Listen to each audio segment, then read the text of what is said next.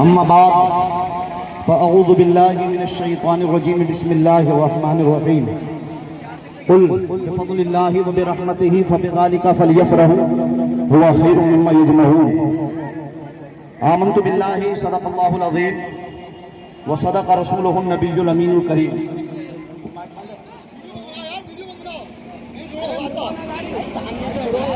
निसार तेरी चहल पहल पर हजार उम्मीदें रबीउल अव्वल।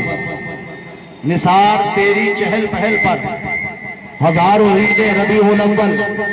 सिवाय इब्लीस के जहां में सभी तो खुशियां मना रहे हैं। सिवाय इब्लीस के जहां में सभी तो खुशियां मना रहे हैं। अज़ीज़ान मोहतरम, आज हम जश्न मीलाद मुस्तफ़ा मना रहे हैं, जो कि मनाना भी ज़रूरी है। अगर हम नबी के सदक़े में पैदा किए गए हों और यकीनन किए गए हैं। मुस्तफ़ा ना होते तो कोई ना होता, नबी ना होते तो आसमान ज़मीन जन्नत और दोज़ख किसी चीज का वजूद तक ना होता। रब ने खुद इरशाद फरमा दिया। आदम से कहा था, आदम ने पूछा, मौला ये मोहम्मद कौन जिसको तूने बताया बनाया, अपने नाम के साथ नाम लिखा। रब ने आदम से पूछा, है आदम तूने जो अपनी तौबा के लिए इस्तग़फ़ार कही और तूने वसीला मोहम्मद का लिया, आदम को पहचाना कहाँ, इसको तूने देखा कहाँ? आदम ने कहा, मौला जब मैं जन्नत में रहा, मैंने जन्नत में तेरे नाम के साथ इस नाम को लिखा देखा। मैंने समझ लिया कि जो नाम रब के नाम के साथ है वो नाम रब को सबसे ज्यादा प्यारा है। लेकिन है कौन? नबी फरमाते हैं, रब ने इरशाद फरमाया कि वो तुम्हारी ही नस्ल से आखिर जमाने में एक नबी। सरकार से पूछते हैं आदम, ए मौला ये फिर क्या अजमत है इनकी? रब ने फरमाया, और तो छोड़ो, सारी दुनिया को मैंने वजूद उसी के सदके दिया। जन्नत और जहन्नम बनाई गई, जमीन और आसमान को वजूद दिया गया उसी नबी का वसीला। हत्ता के रब फरमाता है, आए आदम मैंने तुझे पैदा किया तो भी उसी नबी के सदके पैदा किया। अगर मैं उसको पैदा ना करता तो ये दुनिया ना बनाता, उसे पैदा ना करता आसमान ना बनाता, उसे पैदा ना करता जमीन ना बनाता, उसे पैदा ना करता तो आदम मैं तुझे भी पैदा ना करता। हत्ता के आदम अगर उसे पैदा करना मकसूद ना होता तो फिर मैं अपने रब होने को जाहिर भी ना फरमाता। बिरादरान इस्लाम, उस नबी की मीलाद पर बहुत सारे लोग इसी अंदाज से रहते हैं जैसे कि आम तरीके से कोई मामला ही नहीं है।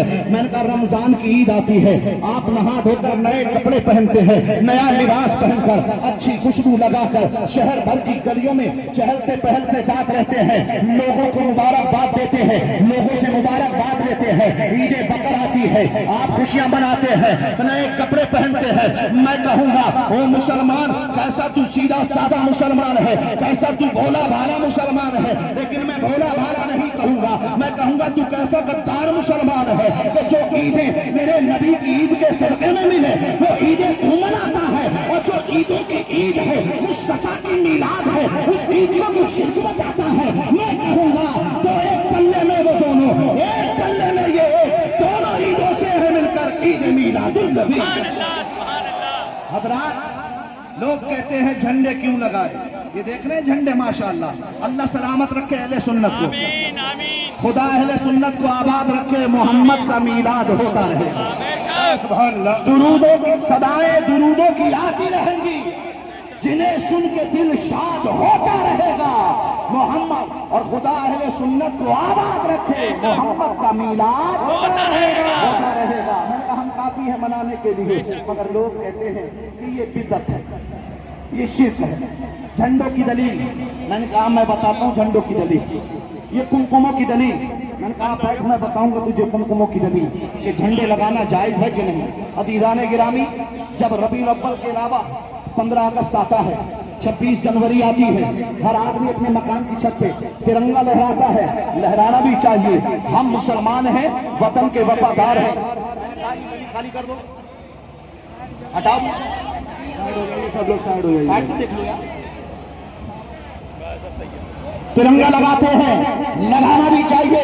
और हर बंदा लगाता है। अब वहां पर ना तो कुरान से दलील मांगी जाती है ना हदीस से दलील मांगी जाती है कि तिरंगा लगाना किस हदीस से साबित है, कौन सी कुरान की आयत से साबित है। क्यों? इसलिए कि वहां अगर दलील मांगी जाएगी तो फिर कुटाई पिछवाड़े पे होगी और लोगों के चेहरे और जुगराफिये बदल दिए जाएंगे। मैंने कहा सुनो, वतन के मोहब्बत की ये दलील है कि आपकी छत पे तिरंगा लहराता है। 15 अगस्त और 26 जनवरी को आदमी देख के पहचान लेता है कि ये हिंदुस्तान के वफादार का मकान है। मैंने कहा जिस तरह हिंदुस्तान से वफादारी की सनद आपकी मकान की छत पे लगा तिरंगा नजर आता है, इसी तरीके से मुस्तफा से वफादारी की सनद हमारे छतों पर हरा झंडा नजर आता है।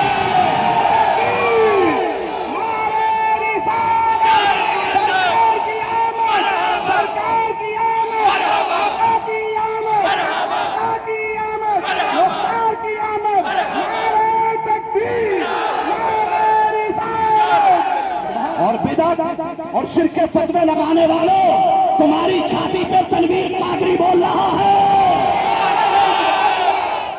हिम्मत है तो आओ, अभी दूध का दूध करो, पानी का पानी करो, जवाब हम देंगे, सवाल तुम लाओ, या तो तुम साबित कर देना तो वो सजा मेरी जो चोर की सजा, और ना मैं साबित कर दूं तो मैं सजा नहीं दूंगा। खाली कलमा पढ़ के मुस्तफा के वफादार हो जाओ।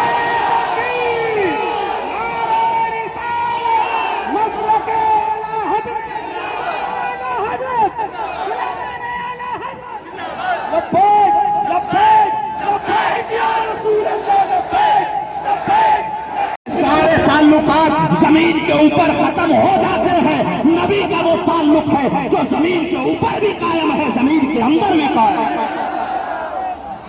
वो दलील वालों आओ, आओ दलील लो, पूछो मुझसे, मैं बताऊंगा झंडा तुम्हारे बाप ने नहीं बुलबुले सिदरा ने लगाया, ये झंडा बरेली के रजा ने नहीं लगाया, ये झंडा बरेली के मुफ्ती आदम ने नहीं लगाया, ये झंडा तनवीर कादरी ने नहीं लगाया, ये झंडा बरेलवी मौलवी ने नहीं लगाया।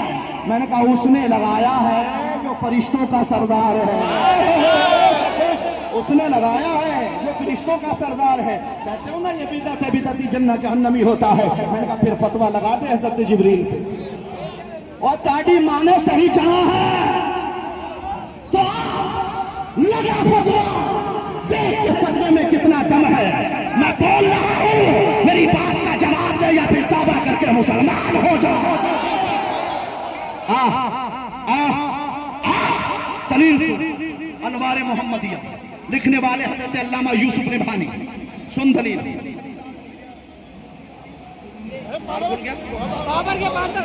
ए भाई यहाँ पावर से दूर हो जाओ, बहुत आराम से उधर हो जाइए, उधर अगर तार थोड़ा सा आगे बढ़ जाए, ठीक है। इधर को रेली ना लगाना, रेला ना लगे ताकि कोई पावर से ना टच हो जाए, ठीक है। उसका एक तार खुल गया बताया, उसमें करंट आ सकता है, ठीक है, पीछे बता दें।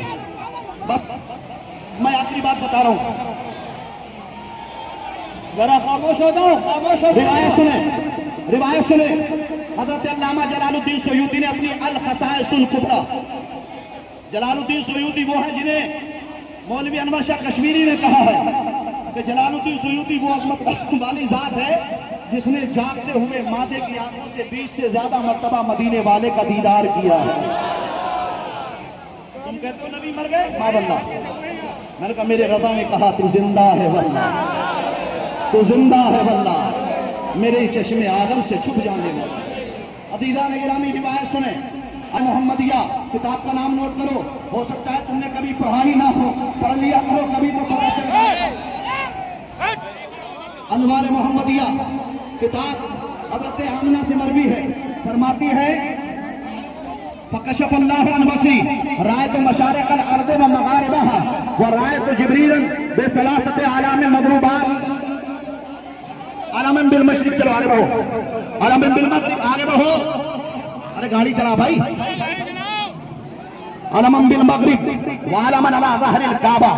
हजरत आमिना फरमाती हैं कि जब नबी की विलादत का दिन आया, मुस्तफा की मिलाद का दिन आया, कहती हैं अल्लाह ने मेरी आंखों से कश्फ के पर्दे हटा दिए और मैंने अपने घर से बैठे बैठे शाम के महल्लात को देखा, मैंने अपने घर से बैठे बैठे बसरा के महल्लात को देखा, मैंने वहां बैठे बैठे हजरत जिब्रील को देखा। जिब्रील जन्नत से 3 झंडे लेकर आ रहे हैं। एक झंडा दुनिया के मशरिक में लगा, एक झंडा दुनिया के मगरिब में लगा और तीसरा झंडा खाना काबा की छत पे लगा। अब मैं आपसे ये पूछना चाहूंगा कि जरा ये तो बता दो कि जिब्रील ने झंडा लगाया है तो क्या जिब्रील जहन्नमी होगा? मैंने कहा अकीदा तो ये है कि जिब्रील ऐसा जन्नती है कि जिसे जिब्रील चाहे जन्नती बना दे।